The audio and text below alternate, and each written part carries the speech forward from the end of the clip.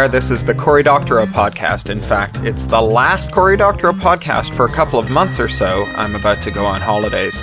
But before I get into that, let me thank you all for those of you who attended last week's event with China Mayville in Exmouth Market. It was quite exciting. In addition to both of us doing very good readings, if I do say so myself, we were upstaged somewhat by a visitor from Vancouver who was overcome apparently by a low blood pressure incident and fainted dead away in the middle of the church that they were holding the event in. We outgrew the bookstore in Exmouth Market, Clerkenwell Tales, and moved into the church next door.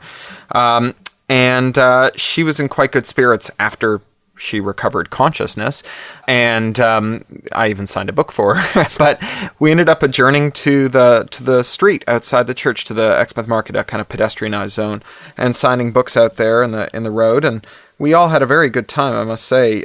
Even, it appears, the lady who fainted dead away, who wrote to me later and said that she was feeling fine and had quite enjoyed the public medicine here in the United Kingdom. Luckily for us, also, our host, or our MC from Penn, his wife, is a pediatrician. So she just happened to be sitting in the audience next to the lady who fainted. So there was an MD in attendance at that moment. That was great. So, as I said, I'm about to go on holidays. On Wednesday morning, I hit the road with the family until August the 29th. We're going to be sitting on a lake in Ontario and not doing anything. Not socializing, not blogging, not emailing, not nothing. Well, I tell a lie. I have one press day scheduled in Toronto for my Canadian distributors. And apart from that, I'm off to be offline. I'm going on an email fast, a phone fast, a web fast, a blogging fast, and a podcasting fast. And I will be offline until August the 29th. Now, I will be back shortly thereafter. On the 1st of September, I get back on the 29th of August, and on the 1st of September, I get on a plane and fly to Melbourne, Australia, where I will be at the Melbourne Writers Festival, followed by the World Science Fiction Convention, and that's September 2nd through 5th. And so those of you in Melbourne, I hope to see you. And then immediately, more or less after getting back from that, I fly to Germany for a 10-day, 12-city tour of Germany for the German edition of Little Brother. And then finally, from the 23rd to the 25th of September, I'm going to be in Amsterdam for Picnic and for a side event organized by Bits of Freedom to celebrate the Dutch edition of my book Makers. So I will be in all of those places. The details are now up on Boing Boing. If you go down the sidebar there, you'll see it. And I hope to see you at some or all of those events if you happen to be tracking my travels. Now, on to the story that I'm going to read to you today. The story is called Ghosts in My Head, and it was commissioned originally by a big slick magazine that was paying quite a respectable rate for it. And I wrote the story. It was commissioned by an old friend of mine who was guest editing the fiction series. And then I got a contract, and the contract was really unsuitable. That's not uncommon. A lot of the times magazines will start with a really, really unsuitable contract, and you send it back, and they send you a slightly better one, and then you kind of line out a few things, and you come up with something that everybody can more or less agree with. And it's, again, kind of common practice for the editors and for the contracts departments to work completely out of sync, so you don't even know what the contract terms are going to be when you start working. You just assume in good faith that everybody's going to adjust the terms in the ways that are normal to the industry. Well, that's not what happened here. They made a couple of major concessions, it must be said. They'd originally wanted all the rights to the story and also film rights and the right to make theme park rides out of it and so on without any compensation. That's a little silly. And they were willing to waive that, but there was still a bunch of liability stuff that was really inappropriate to have in the story. Also, their copy editors, their sub-editors were really terrible and had lots of dumb ideas, like they didn't want me to use the words Procter & Gamble in the story because they thought that the company might sue, or I guess more likely, be less likely to advertise in this big slick magazine. So, in the end, we couldn't agree. And they just stonewalled me. I would email them, and they wouldn't email me back. I'd phone them, and they wouldn't phone me back. I'd phone the editor-in-chief. I'd email the editor-in-chief. Nothing. I got word that the CEO himself had said that they wouldn't make the adjustments to my contract, not because he objected to them in principle, but because he thought that modifying a contract for a mere freelancer was not a good deal for his company, that it just wasn't worth asking a lawyer to do the modification. And so he wouldn't have any of it, even though I'd done this work work on good faith. So I decided it's time to demand a kill fee. So the Science Fiction Writers of America, the grievance committee there, Michael Capobianco, started to call up and speak to the various people at this publisher and eventually negotiated that they would give me 50% of the money that they'd promised me and I would get the story back. So I put this news on Boing Boing in the form of an appreciation for the grievance committee and the very good work that they do. It is one of the major benefits that the Science Fiction Writers of America provide to the field. And the post was read by many, including the editors at Subterranean Press, who bought the short story from me for the sum that was outstanding, essentially for 50% of what this slick magazine had paid, which was a lot more than Subterranean paid, but about more or less what I would have expected to get paid for it if I'd been commissioned for it. So everybody was pretty happy with it. And they published it, and they even went out and asked Dave McKean if they could buy the artwork that had been commissioned by this magazine for it. If you don't know Dave McKean, he's really a wonderful illustrator. He does a lot of Neil Gaiman's books, and he did the cover for my novel, Someone Comes to Town, Someone Leaves Town, the US edition anyway. And Dave was game because he's a swell guy, and I guess because they offered him a good rate.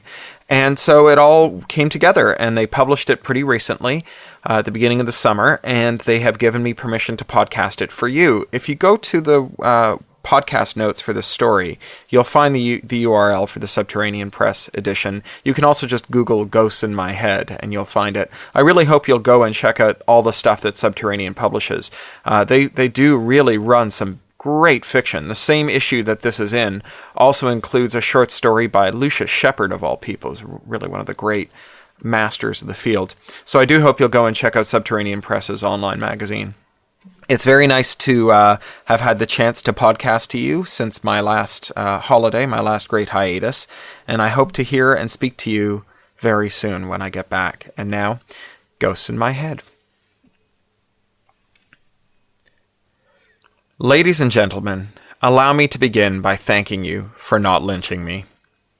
You laugh, but I'm not joking. Not entirely. There was a time when it was a toss-up as to who would string me up first, the authors, the copyright lawyers, the military, or the neurologists. There was a time when it was inconceivable to me that I would be feted by a distinguished crowd such as yourself in my heels, tights, and a dress, gifted with a fine rubber chicken banquet. There was a time when I contemplated plastic surgery and a move to the ass end of remotest Imaginaristan. I didn't set out to destroy narrative, reshape the law, and invent sixth-generation warfare. I set out to do something entirely slimier. I set out to create a genuine science of persuasion. Simply put, I set out to instrument the human brain and to discover where a representation of the other lives. The fMRI was such a wonderful toy in those days. We were like Lowenhoek at his eyepiece, uncovering the secret world that had ever existed right before our eyes. Finally, neuroscience transitioned to a real science, a muscular, macho, quantitative science, no longer a ghetto of twinkle-eyed Oliver Saxes, reliant on keen observations of human behavior. Finally, we could abolish empathy and retreat to the comfortable remove of empiricism as delivered on the screen of an instrument.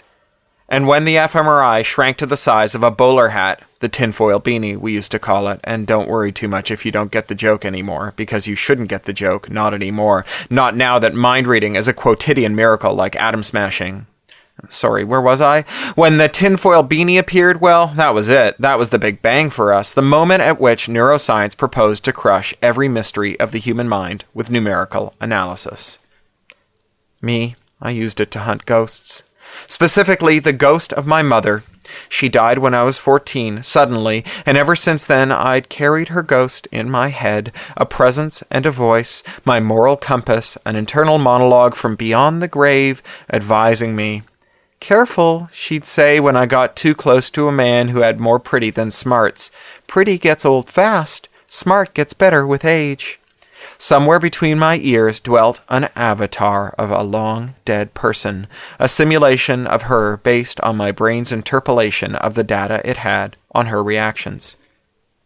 And not just her. I carried around Inigo Montoya, The Great Gatsby, Jane Austen, Luke Skywalker, a whole murder of ghosts, if that is the collective noun, and if it isn't, it should be, crammed into my skull. And I found her. Found all of them. Found out exactly what it is that causes people, real and imaginary, to take up residence in our heads. The work was funded by Procter & Gamble, one of their blue sky projects, accounting for a fraction of a percentile of their giant marketing budget. Yes, marketing. For once we discovered the ghost center of the brain, we set out to hack it. It turns out that there are innumerable shortcuts for reaching into the human mind and causing it to synthesize a homunculus. It's all that neocortical real estate, all that stuff dating from the rise of the social ape and his social problems. Will this other ape screw me, beat me to death, share his fruit, hide in the bushes while we forage and then eat the bananas? We've spent the entire neocortical era honing our ghost centers, and now I had mastered them for P&G. And P&G loved it.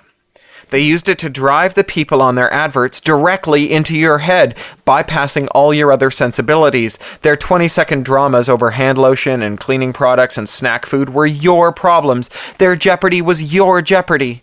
Like the primitive audience who fled the Lumiere brothers' early cinematic locomotive, the first generation of people we attacked with this science were unable, neurologically incapable, of distinguishing fact from fiction.